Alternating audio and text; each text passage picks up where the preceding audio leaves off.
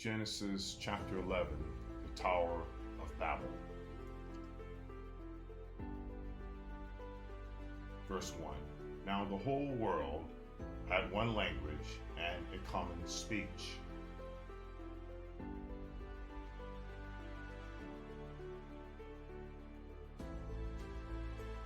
Verse 2. As people moved eastward, they found a plain in Shinar and settled there. Verse 3. They said to each other, "Come, let's make bricks and bake them thoroughly."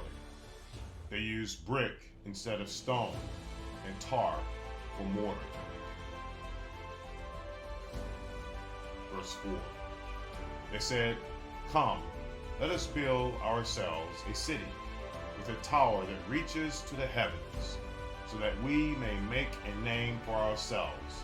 Otherwise, we will be scattered over the face of the whole earth."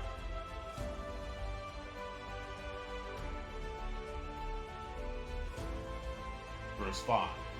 But the Lord came down to see the city and the tower the people were building.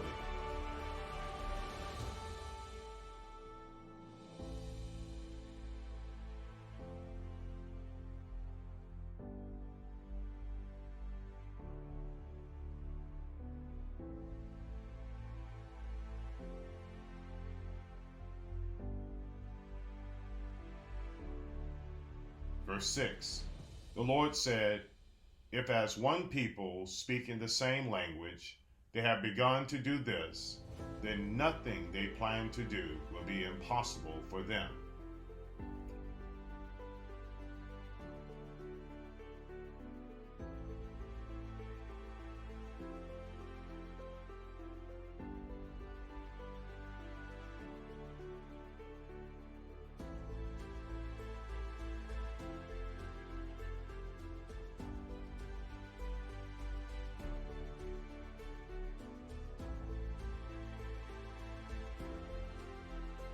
Verse 7.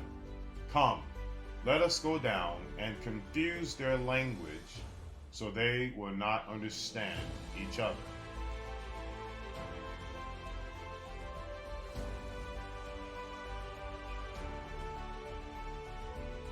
Verse 8. So the Lord scattered them from there all over the earth, and they stopped building the city.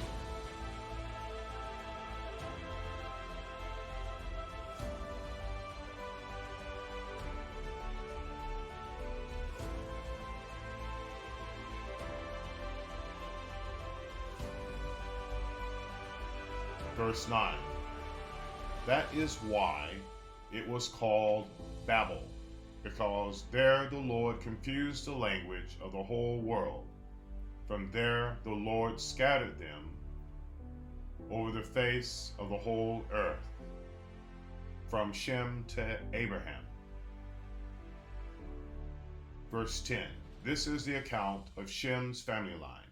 2 years after the flood, when Shem was 100 years old, he became the father of Arphaxad. Verse 11. After he became the father of Arphaxad, Shem lived 500 years and had other sons and daughters. Verse 12. When Arphaxad had lived 35 years, he became the father of Shelah.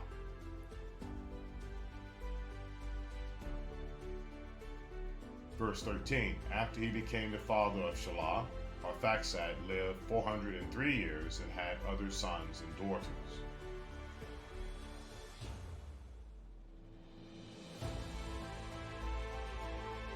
Verse 14. When Shelah had lived 30 years, he became the father of Eber. Verse 15. After he became the father of Eber, Shelah lived 403 years and had other sons and daughters.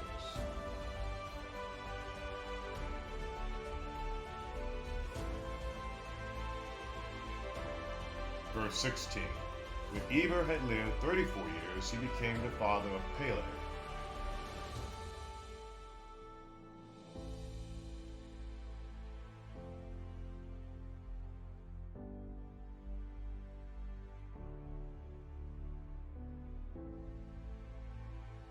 Verse 17, after he became the father of Peleg, Eber lived 430 years and had other sons and daughters.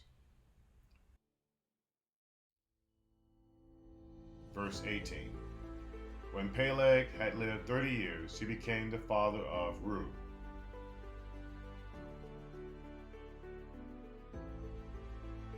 Verse 19, after he became the father of Serug, Peleg lived 209 years and had other sons and daughters.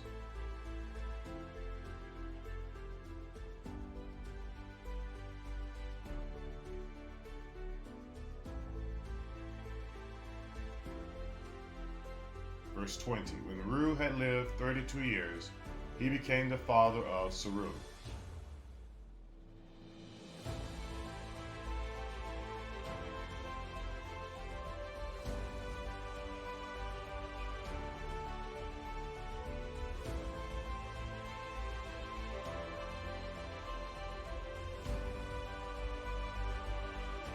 Verse 21, after he became the father of Serug, Serug lived 207 years and had other sons and daughters.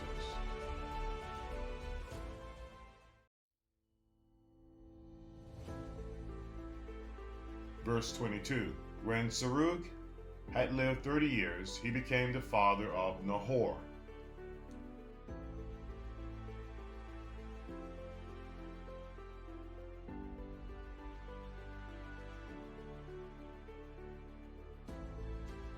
Verse 23, after he became the father of Nahor, Serug lived 200 years and had other sons and daughters.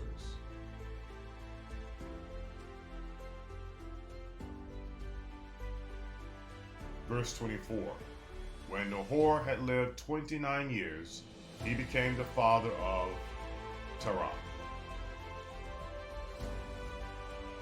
Verse 25, after he became the father of Terah, Nahor lived 119 years and had other sons and daughters. Verse 26, after Terah had lived 70 years, he became the father of Abram, Nahor, and Haran, Abram's family. Verse 27, this is the account of Terah's family line. Terah became the father of Abram, Nahor, and Haran became the father of Lot.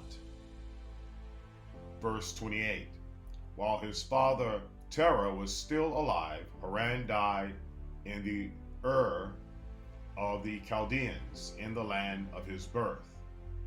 Verse 29, Abram and Nahor both married. The name of Abram's wife was Sarai, and the name of Nahor's wife was Milcah.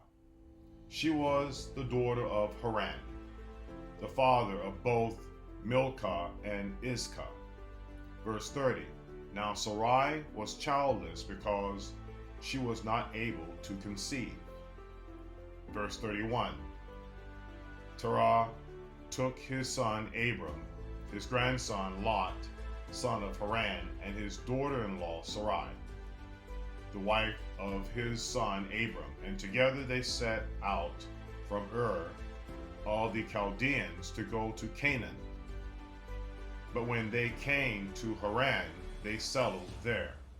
Verse 32, Terah lived 205 years, and he died in Haran.